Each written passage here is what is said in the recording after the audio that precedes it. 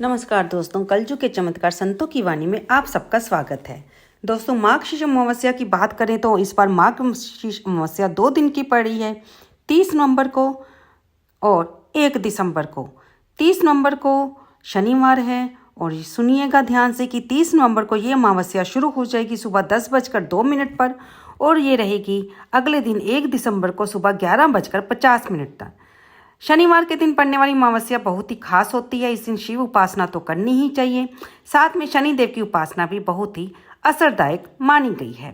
अब यदि कोई व्रत उपवास करता है तो अमावस्या का व्रत उसे 1 तारीख को करना है, क्योंकि उदय तिथि के हिसाब से 1 तारीख को भी अमावस्या रहेगी। और अगर हम ये कहें कि शास्त्रों की बात ये होती है कि अमावस्या तिथि यदि लोग संभाल लेते हैं तो उनके जीवन ऐसे सुख में बीतेगा कि खुशहाल बीतेगा, क्योंकि जो अमावस्या तिथि है वह पुत्रों की तिथि होती है। पितृलोक में उनको पितरों का तर्पण किया जाता है, तो पितृलोक में ये सुबह होती है। देखिए, 15 दिन पितरों का दिन होता है और 15 दिन की रात्रि होती है, यानी कि हमारा 1 महीना उनका 1 दिन होता है और 1 रात होती है। तो जो अमावस्या का दिन होता है वह पितृलोक में पितरों की सुबह होती है, इसलिए पितरों के निमित्त हमें उनको तृप्त करने का उपाय करना चाहिए। तो क्या कर सकते हैं अमावस्या के दिन? इस बार तो 30 को भी है, 1 को भी है, तो आप दोनों दिन कर सकते हैं। 30 तारीख को यदि आपको करना है तो सुबह 10:30 बजे के बाद करिएगा और 1 तारीख को करना है तो आप 11:50 के पहले कर लीजिएगा। सुबह पूजा पाठ करने के बाद सामने लोटे में आप गंगा जल रख लें, फिर उसमें थोड़ा सा न जो घर का पानी है नॉर्मल जल मिला लें, काला तिल और कुशा डाल दें। फिर उसके बाद आप बैठकर गीता जी के 7वें अध्याय का पाठ कीजिए। खूब प्रेम से ध्यानपूर्वक पाठ करें और ये पाठ पूरा होने के बाद अब ये जल लेकर दक्षिण दिशा की ओर मुख करके आपने ये जल अपने पितरों के निमित्त उस दिशा में देना है और साथ में ये कहना है कि आपने जो 7वें अध्याय का पाठ किया है गीता जी के, उसका पुण्य आप अपने मन में कह दीजिए कि हे पितरगण, मैं आपको अपने 7वें अध्याय का जो मैंने अभी पढ़ा है उसका पुण्य आपको प्रदान करता हूँ, आपको अर्पित करता हूँ। आप हम सब पर अपनी कृपा दृष्टि बनाए रखना, हमारा जीवन खुशहाल हो, हमारा घर परिवार खुशहाल हो। तो ठीक है ना दोस्तों, समझ आ गई होगी आपको ये बात। शास्त्रों में देवताओं ने भी पहले पितरों की पूजा बताई है। बड़े बड़े संत महात्मा भी पितृ पक्ष नहीं भूलते हैं, पितरों को तृप्त करना नहीं भूलते हैं। तो ये जरूरी है, हम संसारी जीव अगर हमारे संत महात्मा, हमारे गुरुदेव इन चीज़ों का ध्यान रख रहे हैं तो हमें भी तो रखना चाहिए ना। यदि आपने इस पितरों को संतुष्ट कर दिया, तृप्त कर दिया, तो आपके जीवन में दुख जल्दी नहीं आते। दूसरा उपाय है अमावस्या तिथि पर करने का कि आपको घर में छोटी सी आहुति देनी होती है।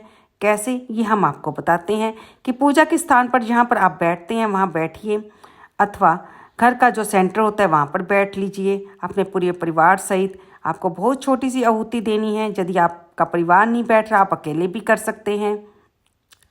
ये जो उपाय है, जो आहुति देने का, माताएं बहनें भी कर सकती हैं, पुरुष भी कर सकते हैं, तो सभी इसको कर सकते हैं।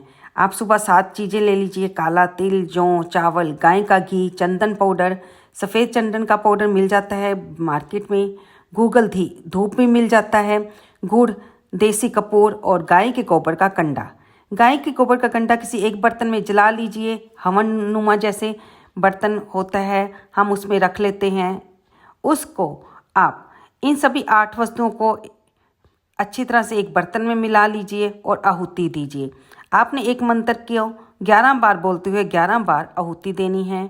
तो ये मंत्र होते हैं ओम कुल देवता भ्यो नमः स्वाहा, ओम कुल देवता भ्यो नमः स्वाहा, ऐसे आपको 11 बार आहुति देनी है। तो क्योंकि ये सभी लोग कर सकते हैं, आहुति बड़ी आवश्यक होती है। हर अमावस्या को यदि आप करते हो ना, तो आप जहाँ पर रहते हो वहाँ पर स्थान देवता का भी प्रभाव होता है, आपके कुल खानदान पर कुल देवता का प्रभाव होता है, आप जिस क्षेत्र में रहते हो वहाँ पर ग्राम देवता का प्रभाव होता है, तो आपके ऊपर ग्रह देवता का प्रभाव होता है। जब ये सभी ठीक हो गए तो हमको लक्ष्मीपति भ्यो नमः, हमको लक्ष्मी की भी आवश्यकता पड़ती है, इसलिए लक्ष्मी आने के बाद विघ्न विनाशक देवता की भी हमको आवश्यकता है। तो हमारे ये जो 5 मंत्र हैं ना, हमें इनकी बोलते हुए 11 बार बोलते हुए 11 आहुतियाँ देते जाए। तो ये 5 मंत्र हैं ओम कुल देवता भ्यो नमः, ओम ग्राम देवताभ्यो नमः, ओम गृह देवताभ्यो नमः, ओम लक्ष्मीपति देवताभ्यो नमः, ओम विघ्न विनाशक देवताभ्यो नमः। ये पांचों मंत्रों को आप 11-11 बोलकर आहुति दीजिए, आपका कल्याण होगा। ये मार्गशीर्ष अगायन की जो अमावस्या है ना, ये भगवान श्री कृष्ण इसको अपनी विभूति बताते हैं। युद्ध के मैदान में खड़े होकर अर्जुन से जब ये मार्गशीर्ष मास में उन्होंने कहा कि ये मेरा स्वरूप है, तब भगवान कहते हैं कि इस मास का आप लोग जरूर लाभ ले लीजिए। अमावस्या है तो फूल पत्ते नहीं तोड़ने, इससे ब्रह्म हत्या का पाप लगता है। दूसरे का अन्न खाने से बचना चाहिए, जितना हो सके बचिए। जब से अमावस्या शुरू हो रही है और जब तक खत्म होती है, दूसरे का अन्न नहीं खाना चाहिए। हाँ, आप जितना ज़्यादा यथोशक्ति दान कर सकते हैं पितरों के निमित्त अवश्य कीजिए। ब्राह्मण को दान दीजिए, जरूरतमंद जो व्यक्ति है उसे दान कीजिए, तो उसका पुण्य फल आपको ही मिलेगा और भगवान भी प्रसन्न होंगे। भगवान तो खुद पुण्य के भंडार हैं। भगवान के निमित्त आप दान करते हैं तो भगवान की तरफ से पुण्य का पैकेज आपके पास ही आता है। उनका पुण्य तो नाश नहीं होता, लेकिन हमें तो पुण्य चाहिए ना, तो हमारे पुण्य में बढ़ोतरी होती है। बस ये ध्यान रखिए कि अमावस्या पर आप जिसको दान दे रहे हैं, चाहे वो वस्त्र है, चाहे वो अन्न है, या किसी और वस्तु का दान है, तो वह आप किसी जरूरतमंद व्यक्ति को ही दें या फिर योग्य ब्राह्मण को दें। आप इस दिन गाय को रोटी भी खिला सकते हैं, चारा खिला सकते हैं। गौशाला में जाकर चींटियों के लिए उनके लिए तिल चौल की व्यवस्था कर दीजिए, कुत्ते को रोटी डाल दीजिए। ऐसे छोटे छोटे उपायों से आपका जीवन भी सुखमय बनता है। अमावस्या पर हमें ऐसे छोटे छोटे काम अवश्य करने चाहिए। तो चलते हैं दोस्तों, आपको जानकारी देना हमारा फ़र्ज़ था, हमने आपको दे दी है कि आप याद रखिए। ये वीडियो अपलोड हो रही है आज 29 नवंबर को, ताकि आप सावधान हो जाइए कि 30 नवंबर और 1 दिसंबर दोनों दिन अमावस्या है। आपने जो स्नान दान करना है वो एक अमावस्या को सुबह उदय तिथि में ही करेंगे। किसी पवित्र नदी में अगर जा रहे हैं तो आप जिन जो पितरों का तर्पण करना है ना, कल वो आप अगर 30 नवंबर को करना चाहें तो 10:28 के बाद, जब अमावस्या तिथि शुरू हो रही है, तब कर सकते हैं। तो दोस्तों, उम्मीद करती हूँ आपको ये सारी वीडियो के जरिए समझ आ गई होगी कि अमावस्या कब है और हमें इस दिन क्या करना है।